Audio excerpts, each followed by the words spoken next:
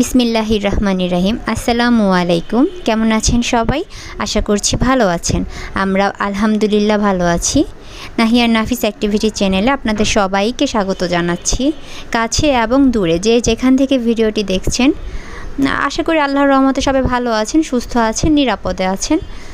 তা আমার ভিডিওটি এটা হচ্ছে আমার নানু বাড়িরই। আপনারা দয়া করে প্লিজ কেউ বিরক্ত হবেন না। আমি যেহেতু গ্রামে 10 থেকে 12 দিন থেকে ছিলাম, তো অনেকগুলো ভিডিও করেছি। আর যেহেতু অনেক দিন পর গিয়েছি নিজেদের বাড়ি, নানু বাড়ি, তারপর আমার ফুপির বাড়ি, সবার বাড়ি বেড়ানো হয়েছে। তো ছোটো ছোটো করে যদি ভিডিও নিয়েছি, তারপরও এতগুলো ভিডিও হয়ে গিয়েছে।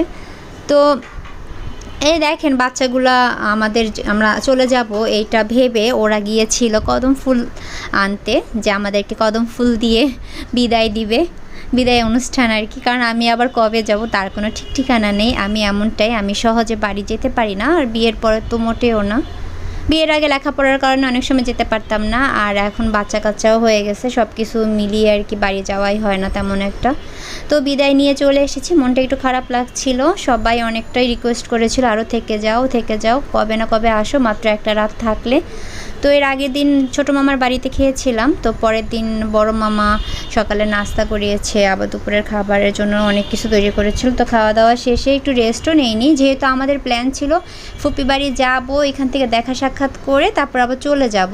কিন্তু আমার ফুপিটা আসলে এতটাই রিকোয়েস্ট করেছিল এবার, যে কি বলবো, আমাদেরকে না আমাদেরকে থাকতেই হবে এমন একটা অবস্থা। সে খুব রাগ করতেছিল। তো আমার ফুপির বাসায় প্রথমে উঠেছিলাম, সেখানেই থাকবো, খাবো। আর এটা হচ্ছে আমার ফুপাতো ভাইয়েদের বাসা। আমার ফুপাতো ভাই 4 জন, তো 4 জনের মধ্যে একজন এখানে থাকে না, আর 3 জনের বউ বাচ্চারা এখানে থাকে, যার যার আলাদা বিল্ডিং করেছে। তো এইটা হচ্ছে একজনের, পরে আমি আরেকজনেরটা যাব। এটা মেবি হ্যাঁ আমার মেজো ফুপাতো ভাইয়ের আর কি বাসা। তো ওনাদের কিচেনটা, ওনাদের ঘরটাও আপনাদের সাথে শেয়ার করছি। আর আপনাদের সাথে এই ভিডিওটা দেখাতে দেখাতে একটা কথা শেয়ার করি। আমি এখন যখন ভয়েস দিচ্ছি, আমার ফুপি পৃথিবীতে আর বেঁচে নেই। সে কিছুদিন আগে মারা গিয়েছে, এই লাস্ট 1 সপ্তাহ 10 দিন আগে তার 4 দিনের মিলাদ শেষ করে আমার বাবা মা আসছেন ঢাকায়, আবার ফিরে আসছেন। তো এই যে ভিডিওটা যখন করা, আমার ফুপ্পি কিন্তু নিজের হাতে অনেক কষ্ট করে মশলা বেটে রান্নাবান্না করে আমাকে খাইয়েছে। মানে আমি অবাক হয়ে গিয়েছিলাম। উনি কিন্তু লাস্ট অনেক বছর ধরে অসুস্থ, অনেক বছর বলতে 1 বছরের কিছুদিন বেশি হবে উনি অসুস্থ। তো কিছুদিন সুস্থ থাকে, আবার অসুস্থ হয়ে পড়ে। যখনই সুস্থ থাকে তখনই সে আর কি এরকম উঠে কাজকর্ম করার চেষ্টা করে। যেহেতু মেয়ে মানুষ, সারা জীবন সংসারের পিছনে খেটেছে, এখন আর বসে থাকতে পারে না, একটু ভালো লাগলে কাজ করে। তো এটা হচ্ছে আমার বড় ফুফাতো ভাইয়ের বাসা। আর বিশ্বাস করবেন না, আমার এই বড় ফুফাতো ভাইটাও মারা গিয়েছে আমার ফুপ্পি মারা যাওয়ার জাস্ট 40 দিন আগে। তো আমার ভিডিওটাতে ভয়েস দিতে আসলে একটু কষ্ট হচ্ছে, এই কথাগুলো বলতে ভালো লাগছে না, আমার স্মৃতিগুলো মনে পড়ছে। আমার ফুফাতো ভাইটা যখন মারা গিয়েছিল আমি যেতে পারিনি, এমনকি আমার ফুপিও যখন মারা গেছে তখন আমি যেতে পারিনি, কারণ 2টার সময় আমার ছেলেটার পরীক্ষা ছিল। আর হুট করে হয়েছে, তো আমার ফুফাতো ভাই মারা গেছে হার্ট অ্যাটাক করে, যার কারণে আমার আব্বু আম্মু ভোর রাত্রি রওনা দিয়েছিল। তা ছোটো বাচ্চা নিয়ে তো আমার হুট করে যাওয়া যায় না, তাছাড়া ওদেরও জ্বর ছিল, এইসব করে আমরা যাওয়া হয়নি। তো আমি চিন্তাও করিনি, আবার আমার যে ফুপ্পি আমাকে রান্না করে খাওয়াইলো, সে ফুপ্পিটাকে আবার আর কি এই কয়েকদিনের মধ্যে হারায় ফেলাবো। তো যাই হোক, একটু কথা বলতে একটু কষ্ট হচ্ছে, ভয়েস দিতে সমস্যা হচ্ছে, ওই টপিকটা এখন বাদ দিই, আমি আপনাদের সাথে শেয়ারই করি। তো এই সব ফুপির বাড়িতে আমি রাত্রে থাকবো এই প্ল্যানে এসেছি। তো যেহেতু ভাইয়ের বউরা ওইখানে, ভাবিরা ওইখানে আছে, তো তারাও আমাদেরকে অনেকটাই রিকোয়েস্ট করেছিল যে আজকে আমাদের বাসায় থাকো। আমি বলছি কি, ভাবি আমি থাকবো একটা রাত, আমি আপনাদের কয়জনের বাসায় থাকবো, এতদিন পর এসেছি, আমি আমার ফুপির সাথেই ওই ঘরেই থাকি, ওই ঘরটাতেই ভালো লাগবে থাকতে। আর ওই ঘরে আমার ছোটো ফুফাতো ভাইয়ের বউ ছিল, ওনারা প্রথম থেকে একসাথে ছিল, পরে আর কি যার যার আলাদা আলাদা ফ্ল্যাট করে নিয়েছে। তো আমার যে ছোটো ফুফাতো ভাইয়ের ঘরের কাজটা এখনও শেষ হয়নি, ওনাদের কাজ চলছে। আর এই মেজো জনের আর হচ্ছে বড় জনের আরেকজন আছে, সেখানে থাকে না, তো ওনাদের কাজগুলো আবার কমপ্লিট। তো এই যে দেখতে পাচ্ছেন টাইলস, এই টাইলসটা এখানে লাগিয়েছে। আরও কী টাইলস লাগাবে এর জন্য ভাবি আমার সাথে মানে পরামর্শ করছিল যে তোমার ভাইয়া গিয়েছে, কোন ধরনের টাইলস আনলে ম্যাচিং হবে বা ভালো হবে, তো আমার সাথে শেয়ার করতেছিল। আর আমি বাইরের কিছুটা দৃশ্য দেখতেছিলাম। এইটা মেবি পরের দিন সকালকার, আমরা রাত্রে খাওয়া দাওয়া করে ঘুমাইছি। আর সেই দিন নাফিস প্রচুর জ্বালিয়েছিল। জ্বালানোর কারণটা হচ্ছে ওই যে বললাম নানু বাসার থেকে যখন ফুপি বাড়িতে এসেছি তখন একটু রেস্ট নেওয়ারও টাইম পাই নেই। আমার ছেলেদের বলতে ছোটো জনের, বড় জনের না, বড় জনের এমনিতেই ঘুম কম। ছোটোজন যদি বিকালে খাবারের পর কিছুটা রেস্ট নিতে না পারে, ঘুমাতে না পারে, প্রচুর পরিমাণে জ্বালায়। আর তাছাড়া যখন আমার ফুপির বাড়ি তো নানু বাড়ির থেকে 10 মিনিটের পায়ে হেঁটে, তো হেঁটেই আসছিলাম, তো গুড়ি গুড়ি বৃষ্টি পড়ছিল, যার কারণে মাথায় কিছুটা ফোঁটা পড়েছিল, তো একটু ঠান্ডা ঠান্ডা ভাব হয়েছিল।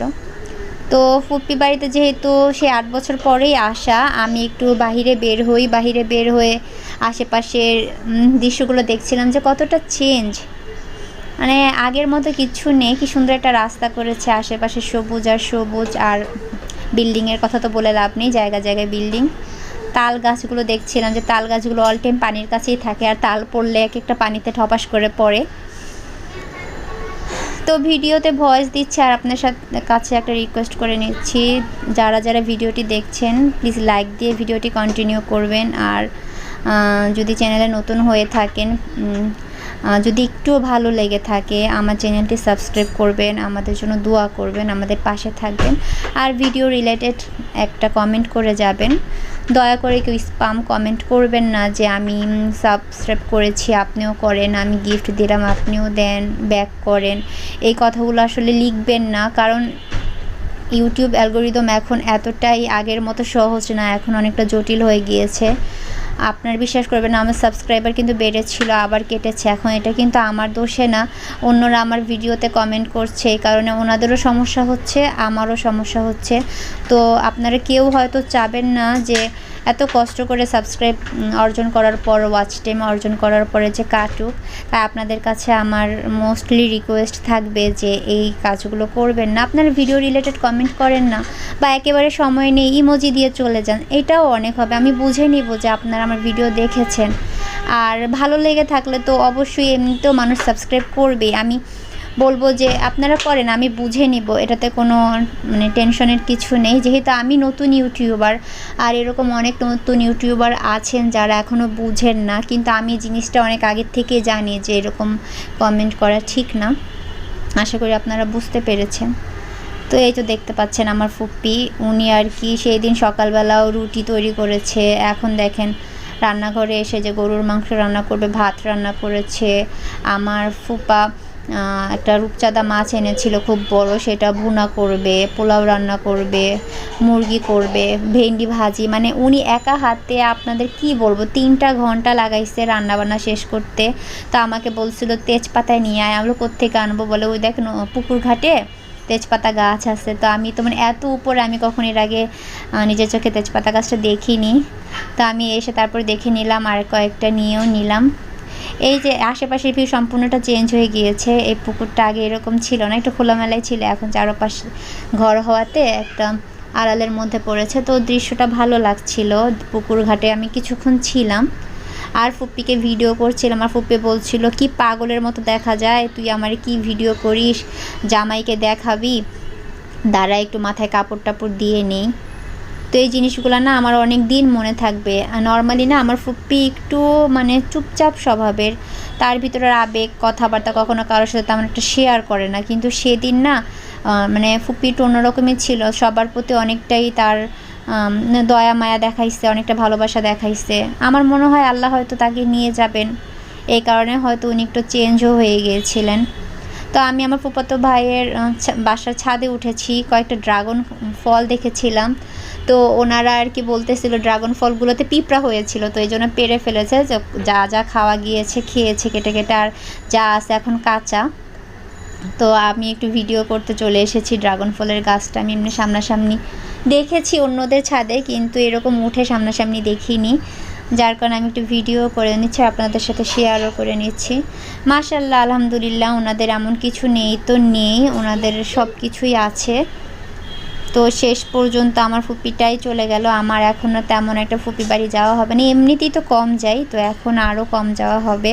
আমার বাবাও বলতেছে যে বোন নাই, আমার বাবার বড় বোন আর কি, সবার বড় বোন, উনি সবার বড় ছিল, এমনিতেই কম যায়, এখন তো আরও যাওয়া হবে না। তো আমি বললাম যে নানু বাড়ি যেহেতু ওইখানে একুশেলে হয়তো যাব, কিন্তু ওইখানে যাওয়ার আর একটা আগ্রহটা থাকবে না, যার কারণে যেতাম আর কি। যতই হোক ছেলের বউরা ছেলের বই, সেরকম একটা আন্তরিকতা থাকবে না, এটা সত্যি কথাই, কেউ মানুক বা না মানুক।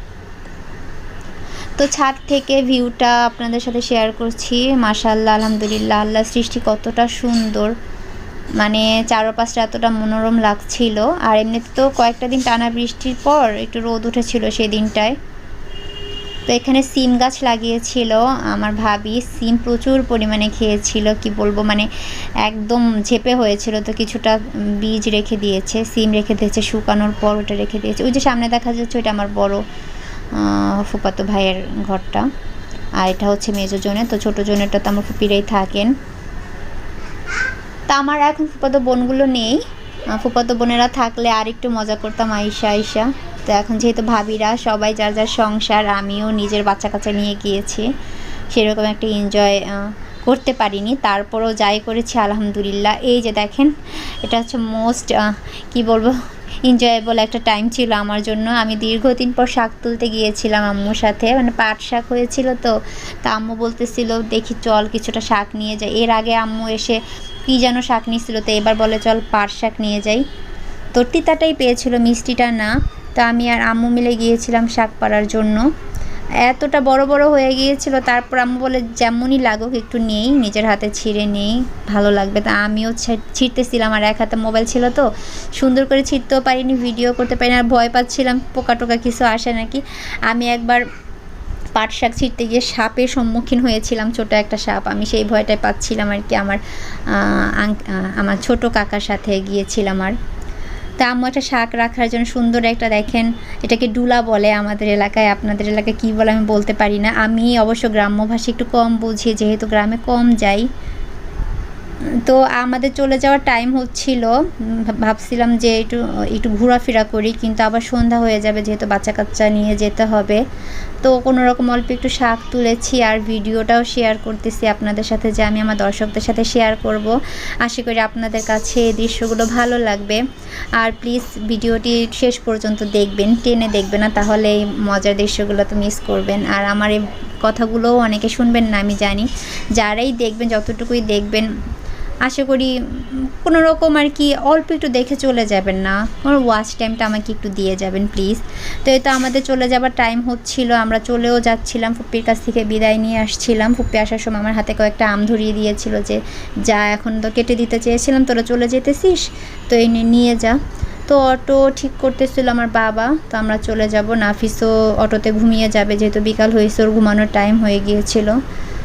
তো এই তো বিদায় বলে দিচ্ছিলাম আমার নানু বাড়ি আর ফুপি বাড়িকে। জানি না আবার কবে যাওয়া হবে, আল্লাহ কতদিন হায়াত রাখবে, কোন দিনই বা মৃত্যু লিখে রেখেছেন কপালে, এই আছে তো এই নেই, মানুষ কোনো ভরসা নেই। তো আপনাদের কাছ থেকে বিদায় নিয়ে নিচ্ছি, দেখা হবে পরবর্তী কোনো ভিডিওতে। একটু দেরি হয়ে যায় ভিডিও আপলোড করতে, আশা করি আপনারা আমাদের পাশেই থাকবেন। সেই পর্যন্ত সবার সুস্থতা কামনা করে বিদায় নিচ্ছি। আল্লাহ হাফেজ, আসসালামু আলাইকুম।